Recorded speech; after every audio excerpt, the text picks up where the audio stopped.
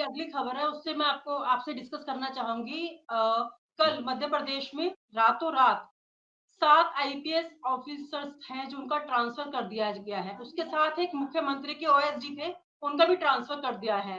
तो किस क्या ये प्रशासन पर किस तरीके का सवाल उठाता है और इतनी जल्दबाज़ी किस तरीके से है? क्या चुनावों को लेकर या फिर कुछ और ही खिचड़ी पक रही है इस समय सरकार में? जी, रोमा जी, मैंने आपको बताया सबसे पहले तो बड़े ही विस्तार से मैं सारी बातों को बताऊँगा आपको, कि मध्य प्रदेश के जो मुख्यमंत्री हैं, कहने के लिए वो ओबीसी के मुख्यमंत्री हैं, लेकिन कहीं न कहीं उनको आरएसएस संगठन और कुछ लोग इस पूरी भारतीय जनता पार्टी के शासन को चलाने का काम करते हैं।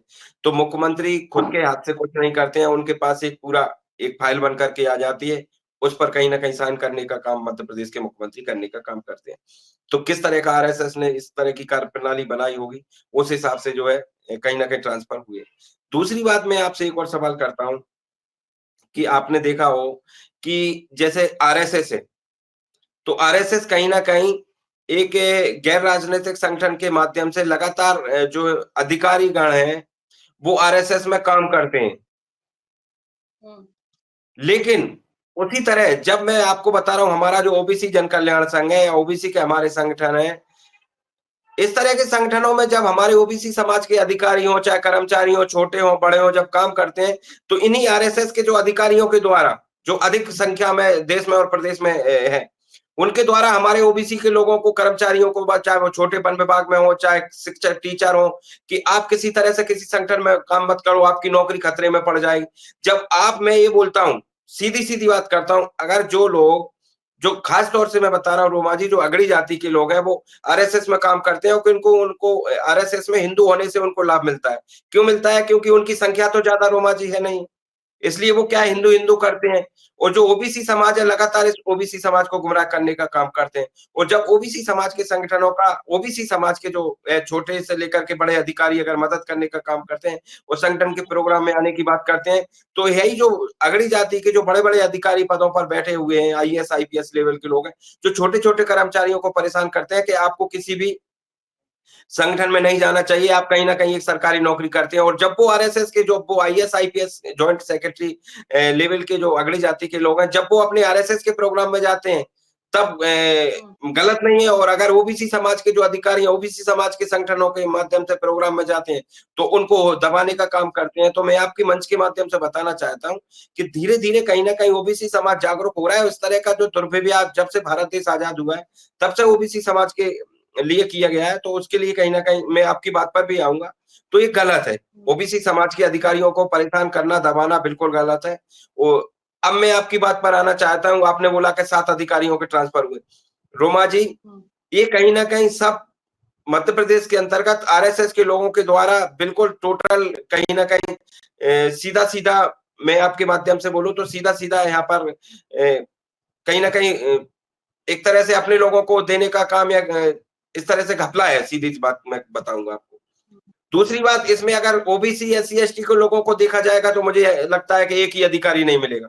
सभी जगह पूरा ओबीसी, एससी, एसटी के खिलाफ जो है पूरा षड्यंत्र के तहत ओबीसी, एससी, एसटी के लोगों को परेशान करने के लिए सभी जगह जो लोग बैठे हुए हैं वो किसी तरह से छुपा नहीं है। आज देखा होगा चाहे राहुल गांधी हो, चाहे हमारा ओबीसी जन कल्याण संघ हो, हम लोग लगातार ये उठाते रहते हैं इस मुद्दे को। मीडिया के माध्यम से भी हम देखते हैं कि लगातार गोदी गोदी मीडिया है जो प्रोपेगेंडा रचती है। अभी महाराष्ट्र का आपने देखा होगा रोमा जी, महाराष्ट्र में क्या हुआ कि किसी तरह से जो चाहे वो शिंदे हो, चाहे वो शरद पवार हो, चाहे वो उद्धव ठाकरे हो, इन्होंने क्या किया कि कहीं न कहीं शरद पवार की पार्टी, उद्धव ठाकरे की पार्टी और कांग्रेस पार्टी, इन तीनों का जो गोदी मीडिया के लोग हैं, आपने अगर मीडिया के माध्यम से देखा हो, तो इन्होंने क्या एजेंडा बनाया कि कहीं न कहीं उनमें आपस में फूट हो गई। संजय राउत की अमित शाह से मुलाकात चल रही है और उद्धव ठाकरे और इन लोगों में फूट पड़ गई। इस तरह का आपने देखा होगा समाचारों में। बड़े-बड़े जो चैनल बताते हैं अपने आप को, इन चैनलों ने एक झूठी का एक प्रोपेगेंडा रच करके कहीं न कहीं इन तीनों पार्टियों को बदनाम करने का काम किया। मैं तीनों पार्टियों का पक्षधर तो है नहीं हूँ, हमारा तो एक अलग से संगठन चलता है, पूरे देश में चलता है। लेकिन चूँकि जिस तरह से झूठ बोल करके अगर जनता को गुमराह करना है, तो ये तो गलत है ना? ऐसे लोगों पर कार्रवाई होना चाहिए। आपने देखा हो भाईराज का मामला हो, भाईराज में भी कहीं न कहीं जो व्यक्ति जो राम गोपाल मिश्रा खत्म हुआ, तो उसका पुलिस अलग बता रही है कि पोस्टमार्टम रिपोर्ट के आधार पर कि कहीं ना कहीं सीधी गोली से खत्म हुआ है। लेकिन जिस तरह से मीडिया ने बोला नाखून खींचे, ये किया वो किया, तो कहीं ना कहीं इस तरह से एक मीडिया होता है एक अच्छा संदेश देने के लिए, जनता जिस पर विश्वास करती है वो अगर एक झूठी एजेंडा रख करके अगर जनता को गुमराह करे तो रोमा जी बताइए सही है कि गलत है, आपसे पूछ रहा हूँ। जी, बिल्कुल सही है, गलत सही तो कोई बात ही नहीं है। और मेरा एक जो लास्ट सवाल है आपसे बस ये है, जो नीमच में एक रिश्वत का मामला सामने आ रहा है, जो पटवारी है उसने नामांतरण के लिए रिश्वत मांगी है और पुलिस ने उसे रंगों हाथों गिरफ्तार भी कर लिया है। आखिर क्या है मामला? इस पर थोड़ा सा कम शब्दों पे आप नजर डालें। जी रोमा जी, मैं आपको सीधी-सीधी बात बता दूँ कि वो तो मामला जैसे पटवारी की बात करें हम, तो इस तरह का मामला बिल्कुल मध्य प्रदेश में सीधी-सीधी रिश्वतखोरी चल रही है। बिना पैसे के किसी तरह से कोई किसान का काम नहीं होता है। ठीक है ना? चाहे तहसील में छोटा-सा काम हो, बड़ा काम हो, कलेक्टेट में काम हो, किसी भी तरह से रिश्वत के काम नहीं चलता है। अब चूँकि ये मामला किसान परेशान था, किसान ने परेशान होकर के इस मामले को जो है विजिलेंस को दे दिया, अधिकारियों को जब बताया जो ठीक है ना? तब जाकर के ये मामला संज्ञान में आया और वो जो आरोपी है, जो रिश्वतखोर पटवारी है, वो पकड़ा गया।